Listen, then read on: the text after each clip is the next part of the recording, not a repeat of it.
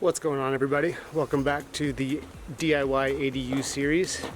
Demo is 100% completed. I've got all the footings out. I got all of the power temped up over here, right over there somewhere. And it's really time to set corners. So I'm gonna go ahead and start setting up some batten boards, get some string lines going, and get this footprint established so we can start digging the new footings, get all the rebar in, get all the foundation in place, and pour the concrete. So that's the next couple steps, next couple days. Stay tuned. Thanks for watching. Keep up with the series. 1, 2, 3, 4.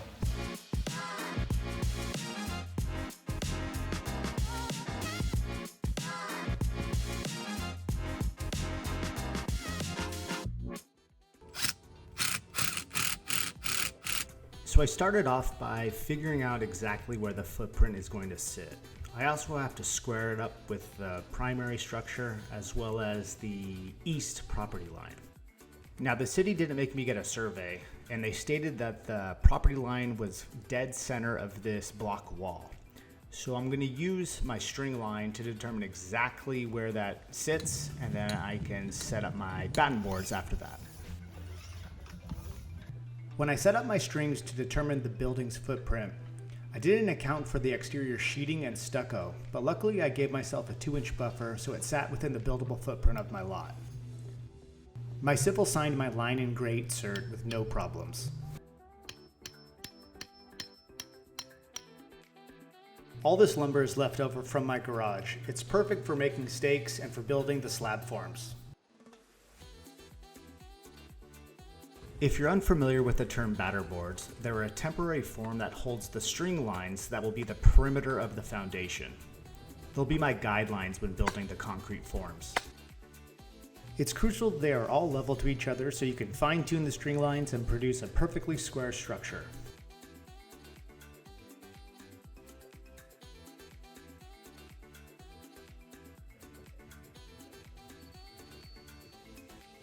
The rebar stake is my foundation corner, but you can see the batter board sits a foot or so behind it. That gives me the necessary space I need to dig the footings, but it also allows me to remove the lines and replace them as needed. So I'll only need to square it up once, and I can rehook the string line to the placement screw on top of the 2x4 when needed to double check for square. I borrowed this laser level from my friend Eric, who owns Salt & Sea Pools. He's a pool contractor in the southern Orange County area. Hit up his website below if you need a high-end pool build. I wouldn't have been able to make the form so perfect without it.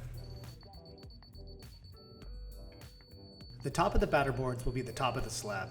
I made them about 8 inches above the adjacent grade, per my engineering plans.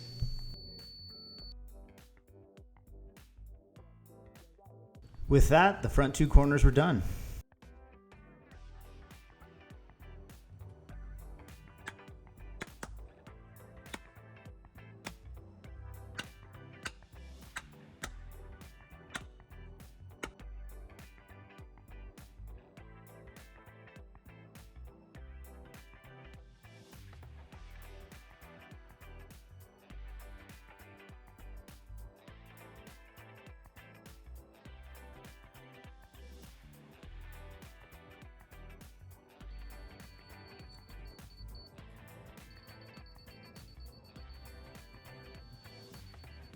Perfect.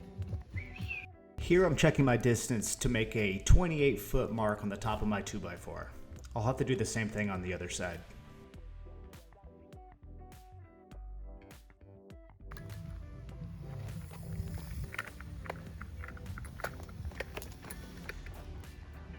There's 26, 27, 28. Falls right on the tree. All right, so this is a sad day. The corner is directly on the last surviving tree of this house when I bought it. Gotta tear it down. Now, even if the corner of the structure was close to these trees, each corner has a larger spread footing that is below grade. So I needed to clear this area for the batter board placement, but also for those spread footings.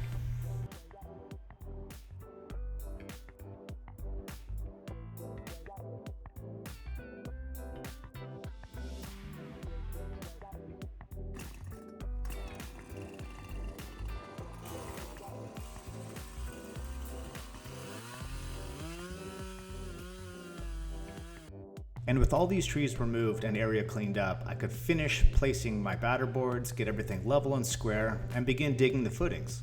Before we jump into that, let's take a look at the engineering plans. So since the next step is digging the footings, we need to understand our footing schedule. Looks like we have F1, 2, and 3, which are all 2 feet deep.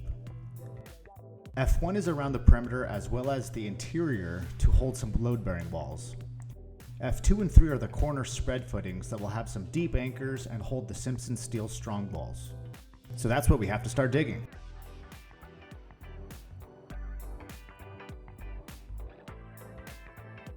My dad came over for a few days and helped me dig the footings. We built a lot of cool things when I was a kid, and I owe him a lot.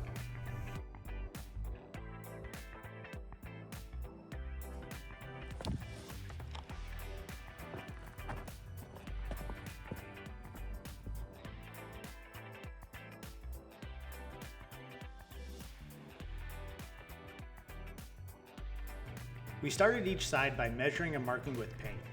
We then began by cutting a clean line on each side, 18 inches wide, and just got to work.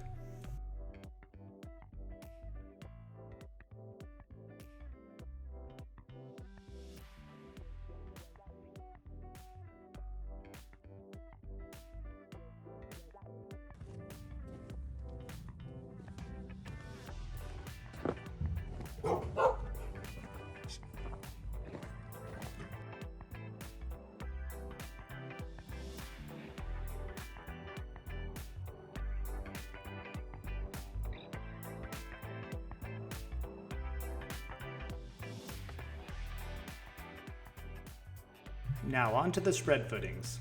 The soil in the front of the ADU is pretty soft until about 18 inches deep and then becomes hard clay.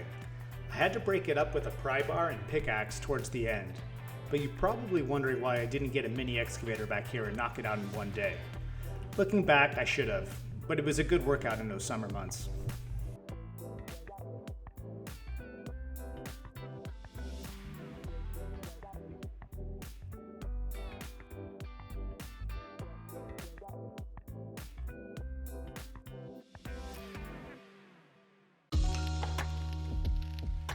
Here I'm just cleaning up the bottom of my footings as I heard my inspector doesn't like to see any debris in them.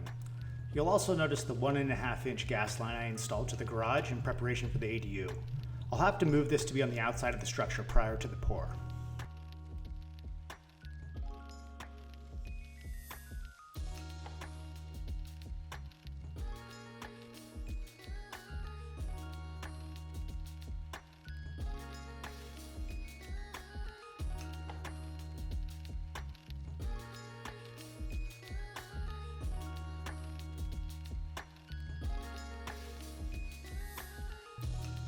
Luckily, I was able to salvage one piece of the yucca without having to take out the entire tree. You can see it right behind my batter board.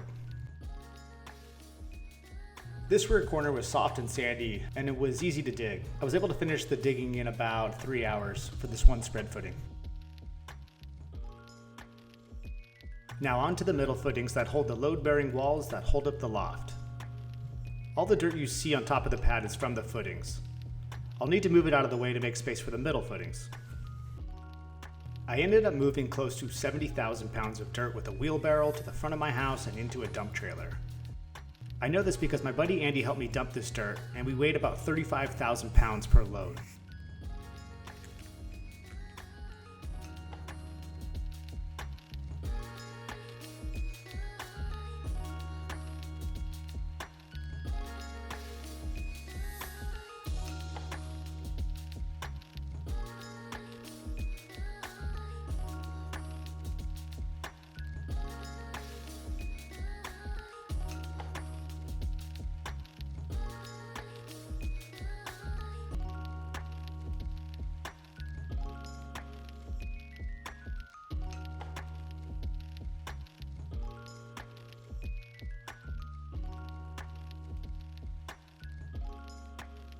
So that's it for this one.